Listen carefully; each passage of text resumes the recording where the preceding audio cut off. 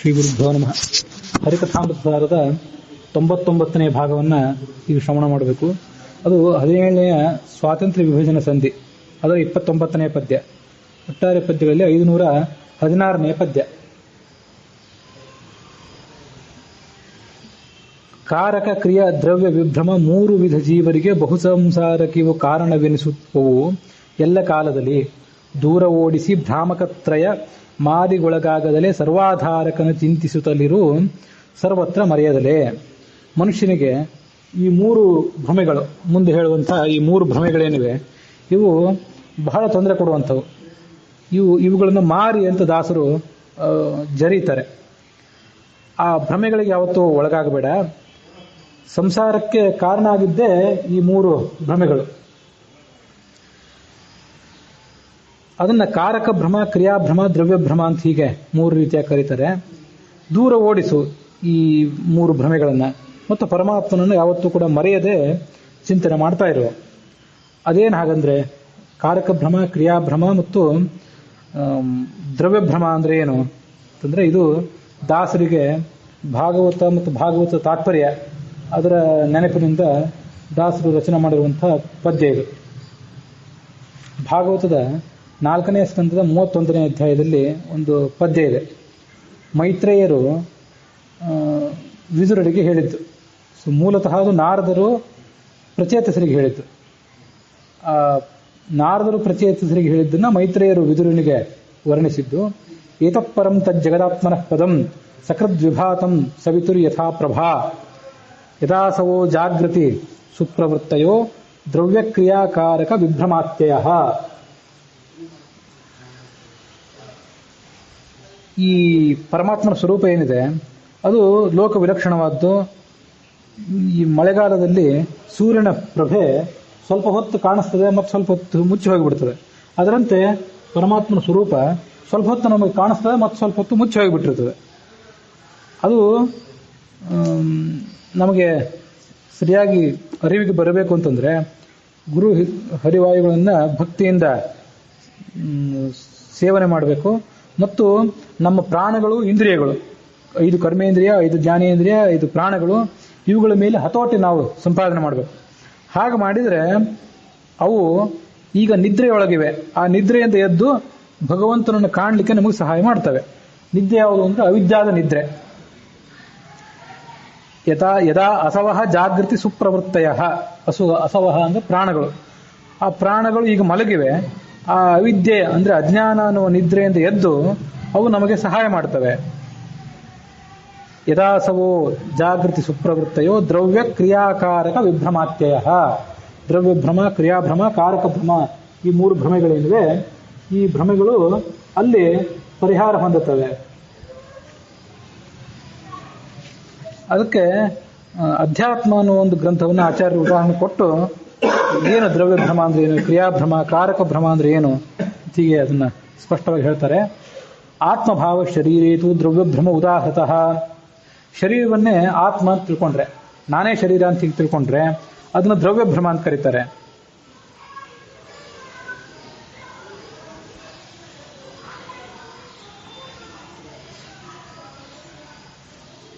ನಾನು ಸ್ವತಂತ್ರ ಕರ್ತ ಅಂತ ತಿಳಿದುಕೊಂಡ್ರೆ, ನನ್ನೊಳಗೆ ನಿಂತು ಪರಮಾತ್ಮ ಈ ಕ್ರಿಯೆಗಳನ್ನು ಮಾಡಿಸ್ತಾ ಇದ್ದಾನೆ, ಆ ಪರಮಾತ್ಮ ಕ್ರಿಯೆಯನ್ನು ಮಾಡಿಸ್ತಿದ್ದಾನೆ ಅನ್ನೋದರ ಅರಿವಿಲ್ಲದೆ ನಾವೇ ಈ ಕ್ರಿಯೆಯನ್ನು ಮಾಡ್ತಿದ್ದೇವೆ ಅಂತ ಭ್ರಾಂತಿ ಪಟ್ರೆ ಅದನ್ನ ಕ್ರಿಯಾಭ್ರಮ ಅಂತ ಕರೀತಾರೆ. ಕ್ರಿಯಾಭ್ರಮಸ್ತ್ವಹಂಕರ್ತ ಮದೀಯಾನಿ ಇಂದ್ರಿಯಾಣಿತು ಕಾರಕಭ್ರಮ ಇತ್ಯುಕ್ತಃ. ಹೀಗೆ ನಾನೇ ಶರೀರ ಅಂತ, ಶರೀರವನ್ನೇ ನಾನು ಅಂತ ತಿಳ್ಕೊಂಡ್ರೆ ಅದು ದ್ರವ್ಯಭ್ರಮ ಆಯಿತು. ನಾನು ಸ್ವತಂತ್ರ ಕರ್ತ ಅಂತ ತಿಳ್ಕೊಂಡ್ರೆ ಕ್ರಿಯೆ ಭ್ರಮೆ ಆಯಿತು. ಈ ಇಂದ್ರಿಯಗಳೆಲ್ಲವೂ ನನ್ನ ಅಧೀನ, ಜ್ಞಾನೇಂದ್ರಿಯಗಳು, ಕರ್ಮೇಂದ್ರಿಯಗಳೆಲ್ಲವೂ ಕೂಡ ನನ್ನ ಅಧೀನ ಅಂತ ತಿಳ್ಕೊಂಡ್ರೆ ಅದು ಕಾರಕ ಭ್ರಮ ಅಂತ ಕರೀತಾರೆ. ಯಾಕೆ ಕಾರಕ ಅಂತ ಯಾಕೆ ಕರೀತಾರೆ ಅದನ್ನಂತಂದ್ರೆ, ಕಾರಕ ಅಂದ್ರೆ ಕ್ರಿಯೆಯನ್ನು ಯಾವ ಮಾಡ್ತಾವೋ ಅವು ಕಾರಕ. ಈ 5 ಕರ್ಮೇಂದ್ರಿಯ, 5 ಜ್ಞಾನೇಂದ್ರಿಯಗಳು ನಮಗೆ ಜ್ಞಾನವನ್ನು ಕೊಡುವಂಥವು ಮತ್ತು ಕೆಲಸವನ್ನು ಮಾಡಿಸುವಂಥವು. ಅದಕ್ಕಾಗಿ ಅವುಗಳನ್ನು ಕಾರಕ ಅಂತ ಕರಿಬೇಕು. ಆ ಕಾರಕಗಳೆಲ್ಲವೂ ಕೂಡ ನನ್ನ ಅಧೀನವೇ ಆಗಿವೆ. ನಾನು ಅವುಗಳ ಮೂಲಕವೇ ಈ ಎಲ್ಲ ಕೆಲಸ ಮಾಡ್ತಿದ್ದೇನೆ ಅಂತ ತಿಳಿದುಕೊಂಡ್ರೆ ಅದು ಕಾರಕ ಭ್ರಮ ಅಂತ ಹೀಗೆ ಕರೀತಾರೆ. ಏತೇ ವಿಭ್ರಮಾ ಯದಾ ಶ್ವಾಸಾದಿವೃತ್ತಿ ರೂಪೇಣ ಪ್ರಾಣಾಹ ಉದ್ಯೋಗಿನಸ್ತದಾ. ಅಜ್ಞಾನದ ಒಂದು ನಿದ್ರೆಯಲ್ಲಿದ್ದು ಬಿಟ್ಟಾರೆ ಎಲ್ಲರೂ ಈ ಸಾಧಕರು. ಅವರು ಪ್ರಾಣನಲ್ಲಿ ಭಕ್ತಿಯನ್ನು ಮಾಡಬೇಕು. ಭಕ್ತಿ ಮಾಡಿ ಆ ಮೂಲಕ ಪ್ರಾಣ ವ್ಯಾಪಾರವನ್ನು ನಿಲ್ಲಿಸಬೇಕು. ಶ್ವಾಸಾದಿ ವೃತ್ತಿ ಲೋಪೇನ, ಶ್ವಾಸೋಚ್ಛ್ವಾಸವನ್ನು ಬಂಧನ ಮಾಡಿ, ಅಂದ್ರೆ ಪ್ರಾಣಾಯಾಮ ಇತ್ಯಾದಿಗಳನ್ನು ಮಾಡಿ ಆ ಮೂಲಕ ಪ್ರಯತ್ನ ಪಡ್ತಾ ಹೋದ್ರೆ ಈ ಇಂದ್ರಿಯಗಳು ಹೊರಗಿನ ವಿಷಯವನ್ನು ತಿಳಿಸ್ಲಿಕ್ಕೆ ಈಗೇನು ಪ್ರವೃತ್ತಿ ಮಾಡ್ತಾ ಇವೆಯಲ್ಲ, ಹೊರಗಿನ ಕಡೆ ಅವು ತಮ್ಮ ಪ್ರವೃತ್ತಿಯನ್ನು ನಿಲ್ಲಿಸಿ ಪರಮಾತ್ಮನ ಕಡೆಗೆ ನಮಗೆ ಹೋಗಲಿಕ್ಕೆ ಸಹಾಯ ಮಾಡ್ತವೆ. ಆವಾಗ ಹಿಂದೆ ಹೇಳಿದಂತಹ 3 ಬಗೆಯ ಭ್ರಾಂತಿಗಳು ಕೂಡ ಕರಗಿ ಹೋಗ್ತವೆ. ವಿಲೀಯಂತೆ ಪ್ರಾಣಭಕ್ತ್ಯ, ಪ್ರಾಣನಲ್ಲಿ ಭಕ್ತಿ ಮಾಡಿದಂತೆ ಇದೆಲ್ಲ ಆಗ್ತದೆ. ನಿತ್ಯಂ ಸ್ವಾಪವತಾಂ ಸ್ಫುಟಂ, ಯಾಕೆಂದ್ರೆ ನಾವೆಲ್ಲರೂ ಕೂಡ ಮಲಗಿ ಬಿಟ್ಟಿದ್ದೇವೆ ಅಜ್ಞಾನ ಅನ್ನೋ ನಿದ್ರೆಯಲ್ಲಿ. ಉದ್ಯೋಗ ಏವ ಜಾಗೃತ್ಯಾತ್ ಯೋಗಿನ ಮುಕ್ತಿ ಸಿದ್ಧಯೇ. ಹೀಗೆ ಪ್ರಾಣಗಳು ಜಾಗೃತ ಆಗುವುದು, ಇಂದ್ರಿಯ ಮತ್ತು ಪ್ರಾಣಗಳು ಜಾಗೃತ ಆಗುವುದು ಅಂದ್ರೆ ಏನು?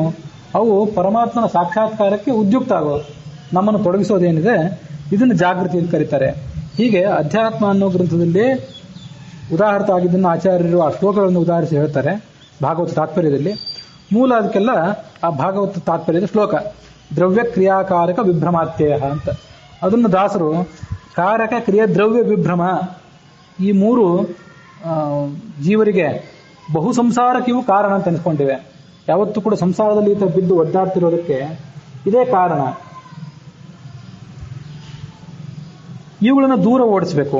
ದೂರ ಓಡಿಸಿ ಭ್ರಾಮಕತ್ರಯ ಮಾರಿಗೊಳಗಾಗದರೆ, ಭ್ರಾಮಕತ್ರಯ ಅಂತನ್ನೋದು ಇವೇ ಮಾರಿಗಳು, 3 ಮಾರಿಗಳು. ಆ ಮಾರಿಗಳಿಗೆ ಅಧೀನರಾಗದೆ ಸರ್ವಾಧಾರಕರನ್ನು ಚಿಂತನೆ ಮಾಡ್ತಾ ಇರು, ಎಲ್ಲ ಕಡೆ ಚಿಂತನೆ ಮಾಡ್ತಾ ಇರು, ಮರೆಯದಲೇ. ಹೀಗೆ ಇವೆಲ್ಲ ವಿಶೇಷ 3 ಭ್ರಾಂತಿಗಳು, ದ್ರವ್ಯಭ್ರಮ, ಕ್ರಿಯಾಭ್ರಮ ಮತ್ತು ಕಾರಕ ಭ್ರಮ. ಈ ಭ್ರಮಗಳೆಲ್ಲವೂ ಪರಿಹಾರ ಆಗಲಿ ಅಂತ ನಾವು ನಿತ್ಯ ಇಂಥದನ್ನ ಅನುಸಂಧಾನ ಮಾಡ್ತಾ ಹೋಗಬೇಕು. ಪ್ರಾಣನನ್ನ, ಅವನಲ್ಲಿ ಅಂತರ್ಯಾಮ ಅಂತ ಭಗವಂತನನ್ನ ಉಪಾಸನೆ ಮಾಡುವಾಗ ಇಂಥ ಭ್ರಮೆಗಳನ್ನು ನಮಗೆ ಪರಿಹಾರ ಮಾಡು.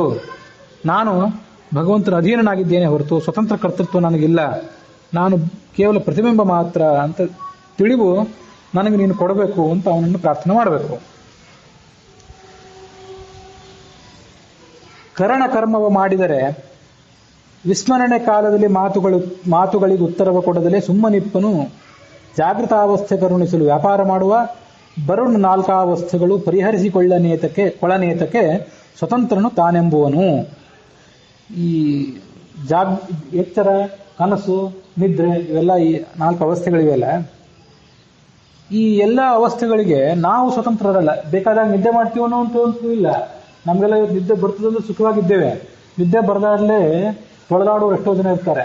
ಹಾಗೆ ದುಸ್ವಪ್ನ ಬೀಳಬಾರ್ದು ಅಂತಂದ್ರೆ ಬೀಳೋದು ನಿಲ್ಲೋದಿಲ್ಲ. ಒಳ್ಳೆಯ ಸ್ವಪ್ನ ಬೀಳಬೇಕು ಅಂದ್ರೆ ಅದು ಬರೋದಿಲ್ಲ. ಇಂಥ ಕಾಲದಲ್ಲಿ ಎಚ್ಚರ ಆಗಬೇಕು, ಕೆಲಸ ಇದೆ ಹೋಗಬೇಕು ಅಂತ ತೀರ್ಮಾನ ಮಾಡಿರ್ತೀವಿ, ಆ ಕಾಲದಲ್ಲಿ ಎಚ್ಚರ ಆಗ್ತದೆ ಅಂತ ಖಾತ್ರಿ ಇಲ್ಲ.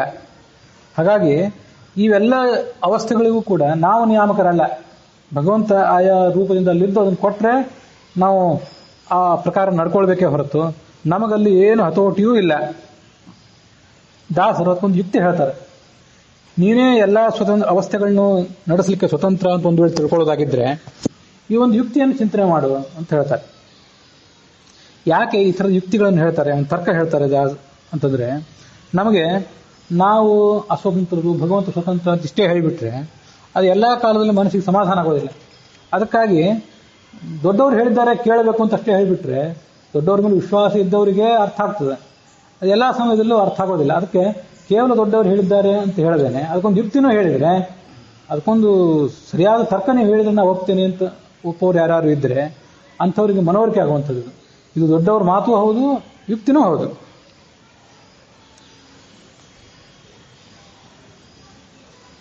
ಯದೇಶ ಆಕಾಶ ಆನಂದೋ ನ ಸ್ಯಾತ್ ಕೋಹ್ಯೇವಾನ್ಯಾತ್ ಕಃ ಪ್ರಾಣ್ಯಾತ್. ಇದು ವೇದದಲ್ಲೇ ಬಂದಂತಹ ಒಂದು ಯುಕ್ತಿ. ಇಂಥ ಯುಕ್ತಿಗಳಿಗೆಲ್ಲ ಅದೇ ಮೂಲ. ಕೋಹ್ಯೇವ ಅನ್ಯಾತ್ ಕಃ ಪ್ರಾಣ್ಯಾತ್.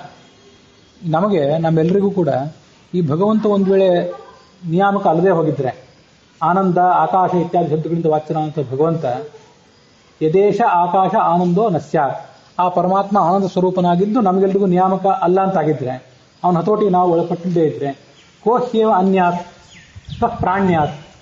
ಅನ ಅಂದ್ರೆ ಚೇಷ್ಟೆ ಮಾಡೋದು. ಏನಾದ್ರೂ ಚೇಷ್ಟೆ ಮಾಡ್ಲಿಕ್ಕೆ ನಮಗೆ ಸಾಧ್ಯ ಆಗ್ತಿತ್ತ? ಯಾರಿಗಾದ್ರೂ ಸಾಧ್ಯ ಆಗ್ತಿತ್ತ? ಏನ್ ಮಾಡ್ತಿದ್ರು ಇವರು? ಕಃ ಪ್ರಾಣ್ಯಾತ್, ಯಾರು ಉಸಿರಾಡ್ತಿದ್ರು? ಬೇಕಾಷ್ಟು ದಿವಸ ಉಸಿರಾಡೋದು ನಮ್ಮ ಹತೋಟಿ ಇರಲಿಲ್ಲ. ಉಸಿರಾಡಬೇಕು ಅಂದಾಗ ಆಡ್ಲಿಕ್ಕೆ ಆಗೋದಿಲ್ಲ, ಪ್ರಾಣಾಯಾಮ ಮಾಡಬೇಕು ಅಂದಾಗ ಮಾಡ್ಲಿಕ್ಕೆ ಆಗೋದಿಲ್ಲ. ಇವು ಯಾವೂ ಕೂಡ ನಮ್ಮ ಹತೋಟಿಯಲ್ಲಿಲ್ಲ. ವೇದವೇ ಹೇಳಿದ ಯುಕ್ತಿ ಇದು. ಹೀಗೆ ಅದು ಶಾಸ್ತ್ರದ ಮಾತು ಆಗಿರ್ಬೇಕು, ಯುಕ್ತಿಯೂ ಆಗಿರ್ಬೇಕು. ಅಂಥ ಮಾತುಗಳಾದ್ರೆ ಅವು ನಮಗೆ ಯಾವತ್ತೂ ಕೂಡ ಮನಸ್ಸಿಗೆ ನಾಟ್ತಾರೆ. ಅದಕ್ಕಾಗಿ ದಾಸರು ದೊಡ್ಡವರು ಯುಕ್ತಿನೂ ಹೇಳ್ತಾರೆ. ಇಂದ್ರಿಯಗಳೇ ಕರ್ಮ ಮಾಡ್ತಾವೆ ಅಂತ ನೀವು ತಿಳ್ಕೊತಿಯಲ್ಲ, ನನ್ನ ಇಂದ್ರಿಯಗಳು ಅಂತ ತಿಳ್ಕೊತಿಯಲ್ಲ, ಅದೊಂದು ಭ್ರಮೆ ಅಂತ ಹಿಂದೆ ಹೇಳಿದ್ರಲ್ಲಿ, ಅದೊಂದು ಕಾರಕ ಭ್ರಮ ಅಂತ ಹೇಳಿದ್ರು. ಇಂದ್ರಿಯಗಳೇ ಒಂದು ವೇಳೆ ಕರ್ಮ ಮಾಡ್ತಿದ್ರೆ, ಇಂದ್ರಿಯಗಳು ನಿನ್ನ ಅಧೀನದಲ್ಲಿದ್ರೆ ಕೆಲವು ಸರಿ ಮರ್ತವಾಗ್ಬಿಡ್ತದಲ್ಲ. ಏನೋ ಕೇಳ್ತಿರ್ತಾರೆ ಜನ, ಏನು ಹೇಳಬೇಕಂತ ತಿಳಿಯೋದಿಲ್ಲ, ತಿಳಿದು ಏನೋ ತಿಳಿತಿಲ್ಲ, ತಲೆಯೆಲ್ಲ ಖಾಲಿ ಆಗಿಬಿಟ್ಟಿದೆ, ಮೆದುಳು ಖಾಲಿ ಆಗಿದೆ ಅಂತ ಅಂತೀರಿ. ಇತರರು ಏನೋ ಕೇಳ್ತಿರ್ತಾರೆ, ಉತ್ತರ ಕೊಡ್ಲಿಕ್ಕೆ ಆಗೋದಿಲ್ಲ, ಸುಮ್ಮನೆ ಇರ್ತೀರಿ, ಭ್ರಾಂತರಾಗಿಬಿಡ್ತೀರಿ. ಹರಿ ಜಾಗೃತಾವಸ್ಥೆಯನ್ನು ಕೊಟ್ಟರೆ ಕೆಲಸ ಮಾಡ್ತೀರಿ. ಅವನು ಕೊಟ್ಟಾಗ ನಮಗೆ ಬೇಕಾದಾಗ ಜಾಗೃತಿ ಯಾಕಾಗೋದಿಲ್ಲ? 4 ಅವಸ್ಥೆಗಳು ಬರಲಿಕ್ಕೆ ನೀವೇ ಸ್ವತಂತ್ರರಾಗಿದ್ರೆ, ಜಾಗೃತಿ, ಕನಸು, ಎಚ್ಚರ ಮತ್ತೆ ಮುಕ್ತಿ, ಇವೆಲ್ಲ ಅವಸ್ಥೆಗಳಿಗೂ ಕೂಡ ನೀವೇ ಒಂದು ಕಾರಣರಾಗಿದ್ರೆ, ಅದು ನೀವೇ ಅದನ್ನೆಲ್ಲವನ್ನು ಕೂಡ ಪರಿಹಾರ ಮಾಡ್ಕೊಳ್ಬೇಕಿತ್ತು. ಬೇಕಾದಾಗ ಹೇಳ್ಬೇಕಾಗಿತ್ತು, ಬೇಕಾದಾಗ ಮಲಗಬೇಕಿತ್ತು, ಬೇಕಾದ ಕನಸು ಬೀಳ್ಸ್ಕೋಬೇಕಿತ್ತು. ಇದನ್ನೆಲ್ಲ ನಿಮ್ಗೆ ಯಾಕೆ ಮಾಡ್ಲಿಕ್ಕೆ ಆಗೋದಿಲ್ಲ? ಕರ್ಮವ ಮಾಡಿದರೆ, ಕರ್ಣ ಅಂದ್ರೆ ಇಂದ್ರಿಯಗಳು, ಅವು ಒಂದು ಕರ್ಮ ಮಾಡಿದರೆ ವಿಸ್ಮರಣೆ ಕಾಲದಲ್ಲಿ, ಮರೆಯುವ ಕಾಲದಲ್ಲಿ ಮಾತುಗಳಿಗೆ ಉತ್ತರವ ಕೊಡದಲೇ ಸುಮ್ಮರಿಪ್ಪನು. ಮಾತುಗಳಿಗೆ ಉತ್ತರ ಕೊಡ್ಲಿಕ್ಕೆ ಆಗೋದಿಲ್ಲ, ಸುಮ್ಮನೆ ಇರ್ತಾನೆ. ಜಾಗರಾವಸ್ಥೆ ಕರುಣಿಸಲು, ಜಾಗೃತಾವಸ್ಥೆಯನ್ನು ಪರಮಾತ್ಮ ಕೊಟ್ಟರೆ ವ್ಯಾಪಾರ ಮಾಡುವ, ಇವನ್ ಕೆಲಸ ಮಾಡ್ತಾನೆ. ಬರಲು 4 ಅವಸ್ಥೆಗಳು, ಈ ಹಿಂದೆ ಹೇಳಿದಂತೆಲ್ಲ 4 ಅವಸ್ಥೆಗಳು ತಾವು ಬಂದ್ರೆ, ಪರಮಾತ್ಮನ ಮೂಲಕವಾಗಿ ಬಂದ್ರೆ ಪರಿಹರಿಸಿಕೊಳ್ಳ ನೇತಕ್ಕೆ. ನಾನು ಸ್ವತಂತ್ರ ಇದ್ದೇನೆ ಅಂತ ಆದ್ರೆ ಅದು ಬರದೇ ಇರುವಂತ ನೋಡ್ಕೋ. ನಿಮಗೆ ನಿದ್ರೆ ಬರಬಾರದು ಅಂತಿದ್ರು, ಏನೋ ಮಹತ್ವದ ಕೆಲಸ ಇದ್ರು ನಿದ್ರೆ ಒತ್ತರಿಸಿ ಬರ್ತಿರ್ತದೆ, ಅದನ್ನು ತಡ್ಕೊಳ್ಬೇಕಿತ್ತು. ಅದು ತಡ್ಕೊಳ್ಳುವ ಶಕ್ತಿ ಯಾರಿಗಿದೆ? ಪರಿಹರಿಸಿಕೊಳ್ಳ ನೇತಕ್ಕೆ ಸ್ವತಂತ್ರನು ತಾನೇ ಎಂಬುವನು ಅಂತ ಶಕ್ತಿ ನಿಮಗೇನಿದೆ?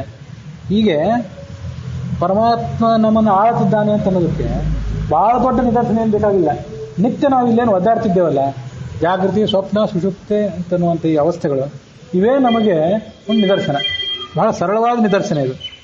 ಪರಮಾತ್ಮ ಇದ್ದಾನಲಿಕ್ಕೆ ಏನ್ರಿ ಪ್ರಮಾಣ ಅಂದ್ರೆ, ನೀವು ಇದ್ದೀರಲ್ಲ ಇದೇ ಪ್ರಮಾಣ, ಇದಕ್ಕಿಂತ ದೊಡ್ಡ ಪ್ರಮಾಣವೇ ಬೇಕಾಗಿಲ್ಲ. ನಿಮ್ಮ ಅಸ್ತಿತ್ವನೇ ಅವನ ಅಧೀನ ಅಷ್ಟೇ. ಇರೋದೊಂದ್ರೆ ಜಾಗೃತನಾಗಿರೋದು, ಯಾವ್ದಾದ್ರು ಒಂದಿರ್ಬೇಕಲ್ಲ, ಮಲ್ಕೊಂಡಾರು ಇರಬೇಕು, ಎಚ್ಚರವಾರು ಇರಬೇಕು, ಕನಸಾರ ಕಾಣ್ತಿರ್ಬೇಕು. ಮುಂದೆ 4ನೇ ಅವಸ್ಥೆ ಮುಕ್ತಿ. ಸ್ವತಂತ್ರನು ತಾನೇ ಎಂಬುವನು. ಯುಕ್ತಿ ಮಾತುಗಳಲ್ಲ, ಶ್ರುತ್ಯುಕ್ತ ಮಾತುಗಳಿವು. ವಿಚಾರಿಸಿ ಮುಕ್ತಿಗಿವು ಸೋಪಾನವೆನಿಪವು. ಪ್ರತಿ ಪದವು ಭಕ್ತಿಪೂರ್ವಕ ಪಠಿಸುವವರಿಗೆ ವ್ಯಕ್ತಿ ಕೊಡುವ ಸ್ವರೂಪ ಸುಖ, ಪ್ರವಿರಕ್ತರನ್ನು ಮಾಡುವ ಭವಭಯದಿಂದ ಬಹುರೂಪ. ಏನೋ ದಾಸರು ಯುಕ್ತಿ ಹೇಳಿ ನಮ್ಮ ಬಾಯಿ ಮುಚ್ಚಿಸಿಬಿಟ್ರು ಅಂತ ಯಾರಿಗಾರು ಅನಿಸಿದ್ರೆ ಹಾಗೆ ತಿಳ್ಕೊಬೇಡ್ರಿ. ದಾಸರು ದೊಡ್ಡ ಪಂಡಿತರೇ, ಆದ್ರೆ ನಿಮ್ಮ ಬಾಯಿ ಮುಚ್ಚಿಸ್ಲಿಕ್ಕೆ ಹೊರಟಿಲ್ಲ ಅವರು. ಯಾಕೆ ಹಾಗೆ ಅನಿಸ್ತದೆ ಅಂದ್ರೆ, ಅದು ಬಹಳ ಮಹತ್ವದ್ದು ಅನಿಸ್ತದೆ ನನಗೆ. ಯುಕ್ತಿ ಮಾತುಗಳಲ್ಲ, ನಿಮ್ಮ ಮೇಲೆ ಬೌದ್ಧಿಕ ದಬ್ಬಾಳಿಕೆ ಮಾಡ್ಲಿಕ್ಕೆ ಹೊರಟಿಲ್ಲ ನಾನು. ಎಷ್ಟೋ ಸರಿ ಏನಾಗಿಬಿಡ್ತದೆ ಅಂದ್ರೆ, ನನಗೆ ಕೆಲವು ಸರಿ ಅದು ಅನುಭವ ಬಂದಿತ್ತು. ಜನ ಹೇಳ್ಕೊತ, ಏನು ನೀವು ವಿದ್ವಾಂಸರು ಎಲ್ಲ ತಿಳ್ಕೊತೀರಿ, ಆ ಪ್ರಕಾರ ಮಾಡ್ತೀರಿ, ನಾವು ಜನಸಾಮಾನ್ಯರು ನಾವೇನ್ ಮಾಡ್ಬೇಕು ಅಂತ ಜನ ಕೇಳ್ತಿರ್ತಾರೆ. ಜನಸಾಮಾನ್ಯರಿಗೆ ಒಂಥರ ಅಳುಕು, ನಾವು ಓದಿಲ್ಲ, ಶಾಸ್ತ್ರ ಓದಿಲ್ಲ, ಏನ್ ಮಾಡ್ಬೇಕು ಒಂದು ಅಳುಕು ಇರ್ತದೆ, ಅವರಿಗೆ ಒಂದು ಭಯ ಇರ್ತದೆ. ಅವ್ರ ಮೇಲೆ ಪಂಡಿತರು ಬೌದ್ಧಿಕ ದಬ್ಬಾಳಿಕೆ ಮಾಡ್ತಿರ್ತಾರೆ, ಬೌದ್ಧಿಕ ಭಯೋತ್ಪಾದನೆ ಮಾಡ್ತಿರ್ತಾರೆ. ಇವ್ರು ಹೇಳಿದ್ದನ್ನೇ ಅವ್ರು ಕೇಳಬೇಕು, ಹೀಗೆ ಮಾಡ್ರಿ, ಹೀಗೆ ತಿಳ್ಕೊಳ್ರಿ, ಈ ತರನೇ ಉಪಾಸನೆ ಮಾಡ್ರಿ, ಇಲ್ಲದೇ ಇದ್ರೆ ಹಾಳಾಗಿ ಹೋಗ್ಬಿಡ್ತೀರಿ ಅಂತ ಏನೋ ಹೆದರಿಸ್ತಿರ್ತಾರೆ. ಅಂತ ಯಾವ ಯುಕ್ತಿ ನಿಮ್ಮ ಮೇಲೆ ನಾನು ಹೇರ್ತಿಲ್ಲ.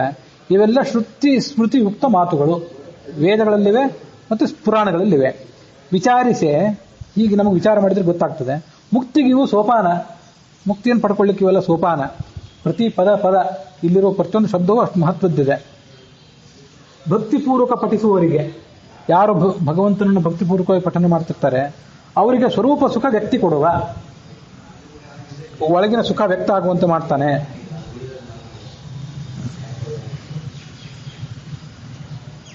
ಮತ್ತು ಪ್ರವಿವಿಕ್ತರನ್ನು ಮಾಡುವ, ಅವರಿಗೆ ಈ ಸಂಸಾರದ ಭಯದಿಂದಾಗಿ ಅವರನ್ನು ದೂರ ಮಾಡ್ತಾನೆ.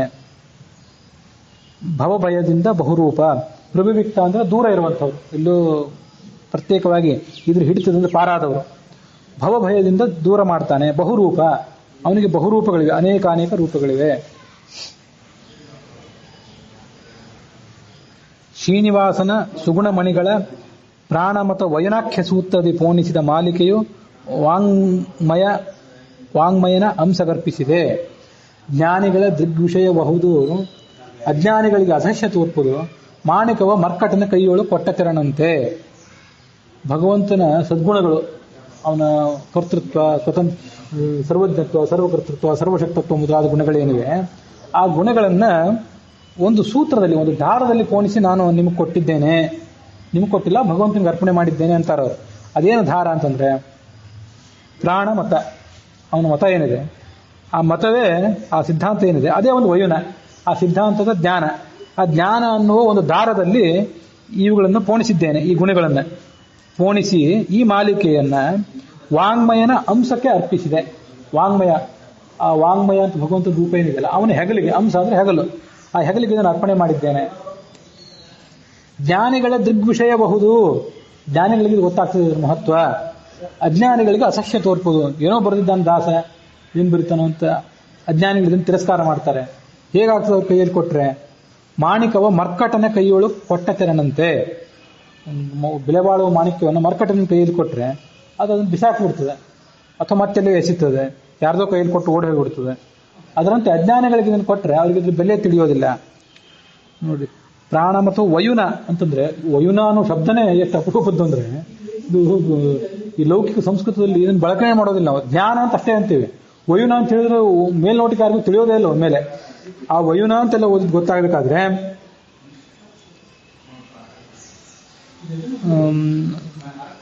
ಅಗ್ನೇನಯ ಸುಪಥ ರಾಯೇ ವಯುನಾನಿ ವಿದ್ವಾನ್ ಯುಯೋಧ್ಯಸ್ಮಜ್ಜುಹುರಾಣಮೇನೋ ಭೂಯಿಷ್ಠಾಂ ತೇರಮ ಉಕ್ತಿಂ ವಿಧೇಮ. ಉಪನಿಷತ್ತಿನ ಭಾಷೆಗಳಲ್ಲಿ ಬಂದಿರೋ ಶಬ್ದ ಅದು. ಅಷ್ಟು ಕಠಿಣವಾದ ಶಬ್ದವನ್ನು ದಾಸರು, ಯಾಕಂದ್ರೆ ಅವ್ರಿಗೆ ಯಾವತ್ತೂ ಉಪನಿಷತ್ತು ಭಾಗವತದ ಗುಂಗೆ ನಮಗೆ ಸರ್ವಮೂಲ ಕಾಣಿಸ್ತಿದೆಯಲ್ಲ, ಬಹಳ ಅಲ್ಪ ಕಾಣಿಸ್ತಿರೋದು. ಅವ್ರಿಗೆ ಎಲ್ಲಾ ಕಡೆನೂ ಸರ್ವಮೂಲನೇ ಕಾಣಿಸ್ತಿದೆ. ಸರ್ವಮೂಲದ್ದು ಉಪನಿಷತ್ತುಗಳು, ಭಾಗವತಗಳು, ಮಹಾಭಾರತಗಳು ಅವ್ರಿಗೆ ಕಾಣಿಸ್ತಾ ಇವೆ. ಅಲ್ಲಿ ಕಾಣಿಸಿದೊಳಗೆ ಆ ಗುಂಗಿನೊಳಗೆ ಯಾವ ಶಬ್ದ ಇರ್ತದೋ ಅದು ಬಾಯಿಗೆ ಬರ್ತದೆ ಅಷ್ಟೇ. ಅದು ಕೃತಿರೂಪಕ್ಕೆ ಬಂದು ಒಂದು ಪದ್ಯ ಆಗ್ತದೆ ಅಷ್ಟೇ.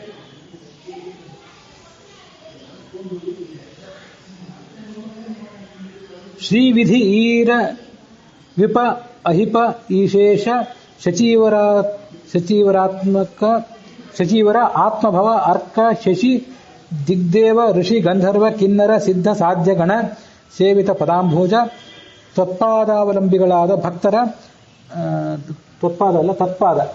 ತತ್ಪಾದಾವಲಂಬಿಗಳಾದ ಭಕ್ತರ ಕಾವ ಕರುಣಾಸಾಂದ್ರ ಲಕ್ಷ್ಮೀ ಹೃತ್ಕುಮುದ ಚಂದ್ರ.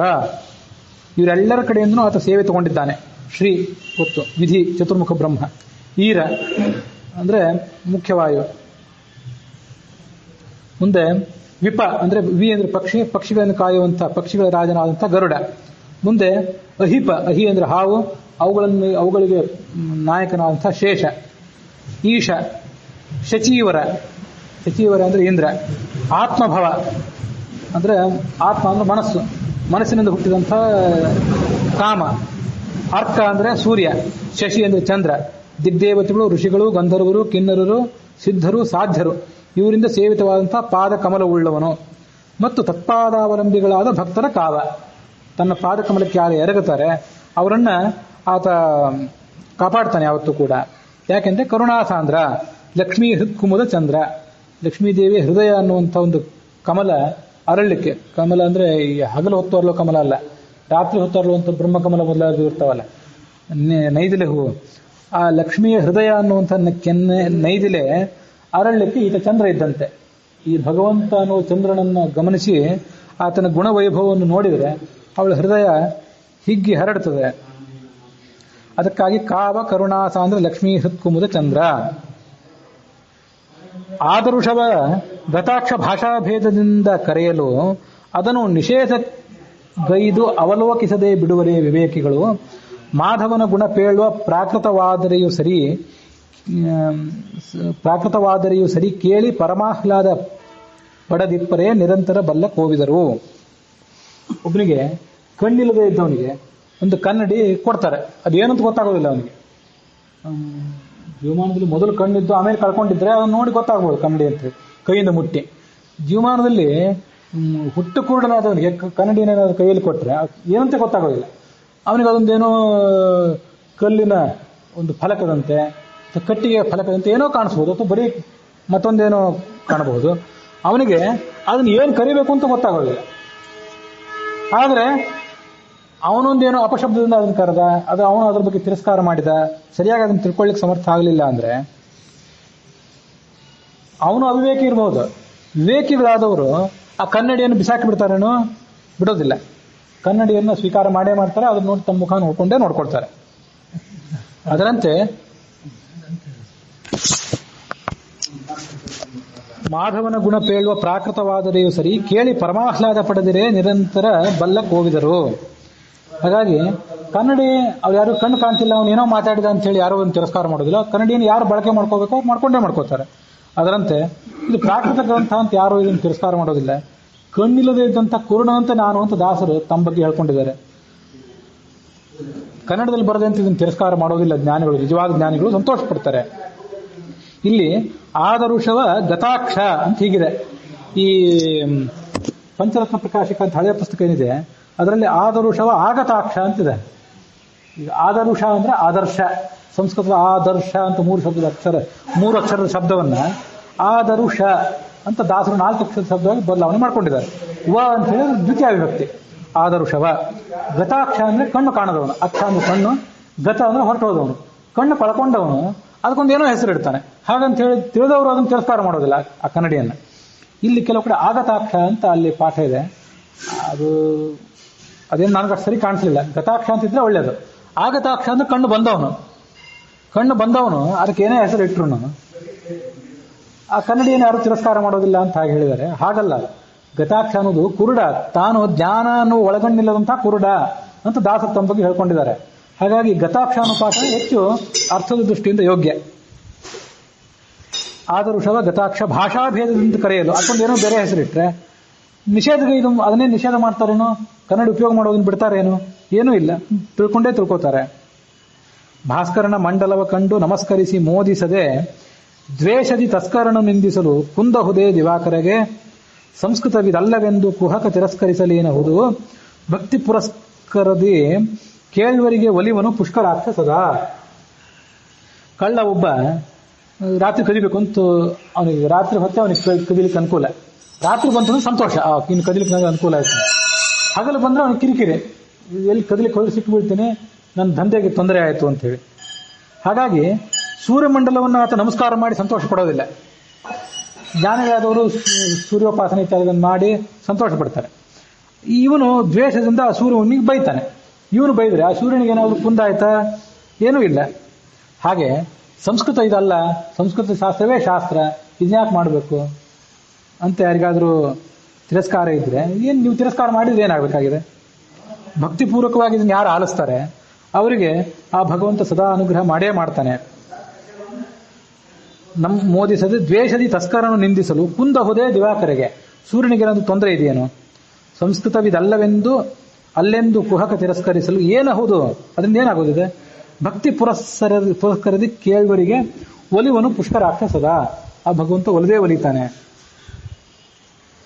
ಪತಿತನ ಕಪಾಲದಿ ಭಾಗೀರಥಿಯ ಜಲವಿರೆ ಪೇಯವೆನಿಪುದೇ ಇತರ ಕವಿ ನಿರ್ಮಿತ ಕುಕಾವ್ಯಾಶ್ರಾವ್ಯ ಬುಧರಿಂದ ಕೃತಿಪತಿ ಕಥಾನ್ವಿತ ವೆನಿಪ ಪ್ರಾಕೃತವೇ ತಾ ಸಂಸ್ಕೃತವೆನಿಸಿ ಸದ್ಗತಿಯ ನೀವುದು ಭಕ್ತಿಪೂರ್ವಕ ಕೇಳಿ ಪೇಳ್ವರಿಗೆ. ಕನ್ನಡದ ಬಗ್ಗೆ ಅನಾದರ, ಸಂಸ್ಕೃತದ ಬಗ್ಗೆನೇ ಆಸಕ್ತಿ ಇದ್ದಂಥ ಕೆಲವು ಪಂಡಿತರಿಗೆ ದಾಸರು ನಿಂದನೆ ಮಾಡ್ತಾರೆ.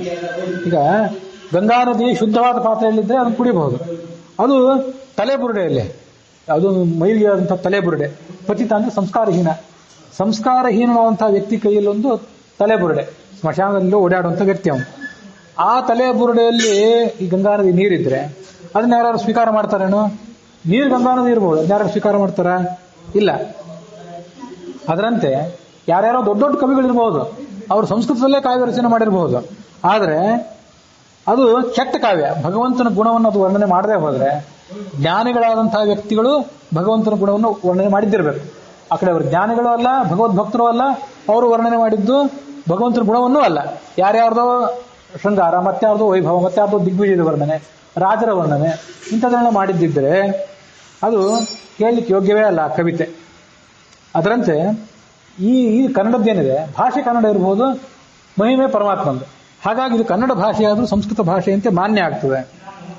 ಪತಿತರ ಕಪಾಲದಲ್ಲಿ ಭಾಗೀರಥಿಯ ಜಲವಿರೆ ಪೇಯವೆನಿಪುದೆ, ಕುಡಿಲಿಕ್ಕೆ ಯೋಗ್ಯ ಅನಿಸ್ತದ? ಇತರ ಕವಿ ನಿರ್ಮಿತ ಕುಕಾವ್ಯ, ಕೆಟ್ಟ ಕಾವ್ಯ, ಅಶ್ರಾವ್ಯ ಬುಧರಿಂದ.